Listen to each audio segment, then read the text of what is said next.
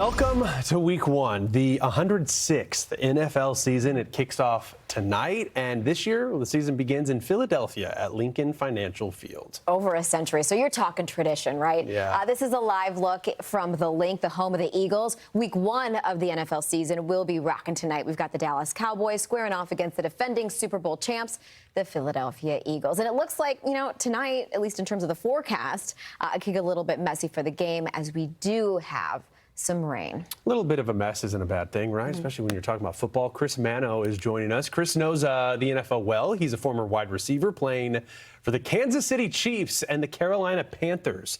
Got his images there. He's now a sports performance specialist working with athletes ranging in skill from youth all the way up to the NFL level. All right, Chris, we're welcoming you into Weather Command here. I hear it's on the train.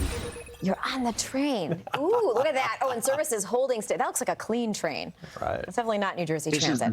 Hey there. Hey, thanks for hanging out with us. So we want to talk a little bit more about that risk of weather impact, what we call here the ROE, right? There is that potential for rain. We've got a medium ROE on the game tonight. Okay. In terms of the players' perspectives, rain doesn't seem like a fun thing, but how do you really prep for that heading onto the field tonight? So at my position in particularly, I played wide receiver, and it was a bit of a struggle when it would rain. We'd have to make some last-minute changes. I myself would play no gloves. Other guys had different tricks for it, but it's impossible. Once that ball gets slick, it makes everything significantly harder. We're usually taught to catch with our hands. Now we start to catch with our bodies.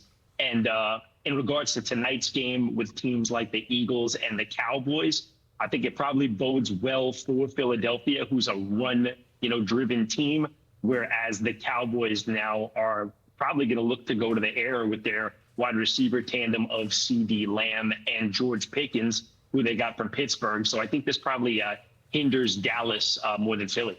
Okay, that'll be something to watch. Moving right along, we've got the Chiefs against the Chargers. That's going to be happening tomorrow. And we see the hat, of course.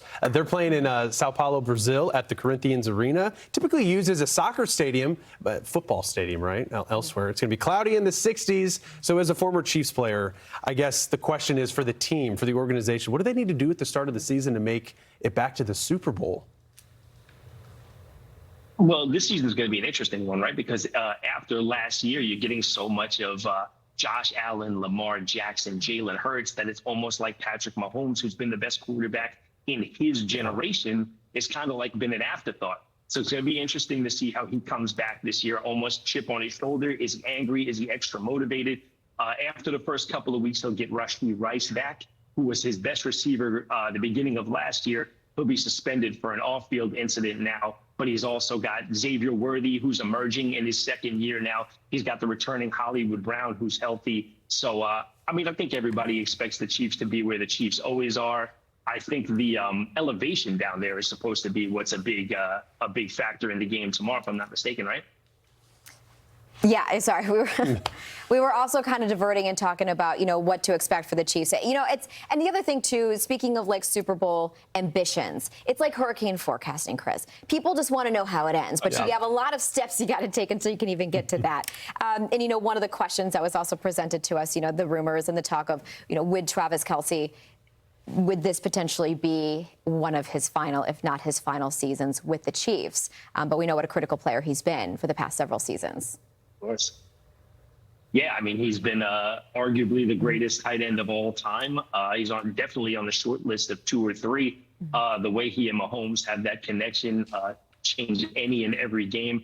He's sort of acknowledged himself in recent weeks that he maybe has let a little bit of this off-field stuff take him away from the field the last 2 years. Once that starts to happen, it's generally means the beginning of the end, but he seems locked in right now, and maybe he wants to go out strong. I think they still have that trio where, as long as you have Andy Reid, Patrick Mahomes, and Trav in there in some form or fashion with a locked-in defense, you're always in the mix. So maybe he locks in and and can pull it back together for a year or two. Yeah, we'll hope for the best. And what we're talking off-season, for those who aren't aware, the dating and now engagement of Travis Kelce and Taylor Swift. And they're very successful podcasts that the Kelce brothers have. Exactly, yeah, which has been fascinating, where, as Chris was mentioning, Travis Kelce has acknowledged some of that. All right, so I know we jumped the gun asking, how they get back to the Super Bowl, which thank you for answering that question, Chris. I know it's difficult. But early season versus late season, the weather does change. I mean, we're going into the first few weeks. We're dealing more so with rain and heat. But then as we head deeper into the season, it's a snow and cold play. So, I mean, the season's a long road ahead of us. Yeah, certainly. I mean, the beginning of the season, you tend to deal with things, like you said, like cramping and dehydration and just overheating, where the challenges later in the year are like, my joints hurt, the ground's real hard, and my back is stiff. So it's like, pick your poison, I suppose.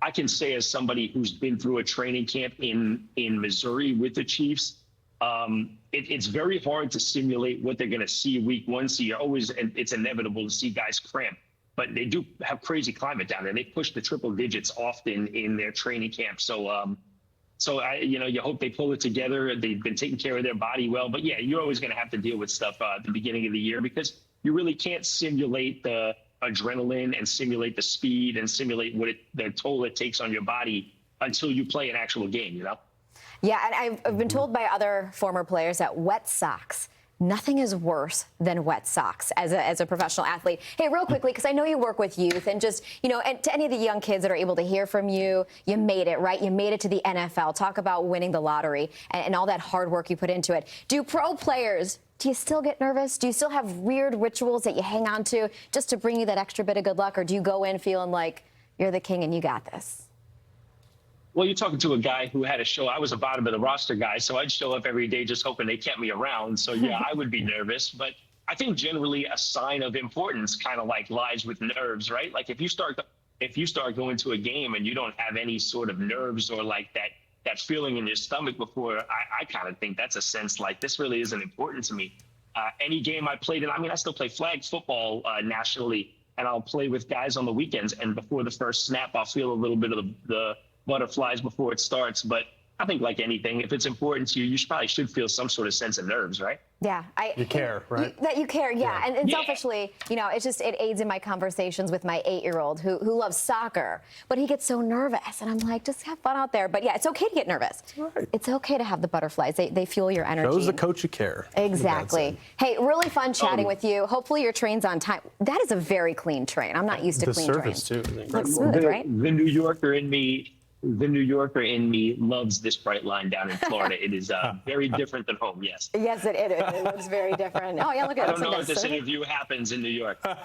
No, you would have lost service about an hour ago. You wouldn't be moving. You wouldn't be moving, and those windows would be very dirty. I might have lost my phone an hour ago, Somebody would have swiped it. Hey, it was fun hanging out with you, Chris. You are welcome on Weather Command anytime. Former NFL wide receiver Chris Manno. Thanks. Thank you guys very much. All right, take care. Hey.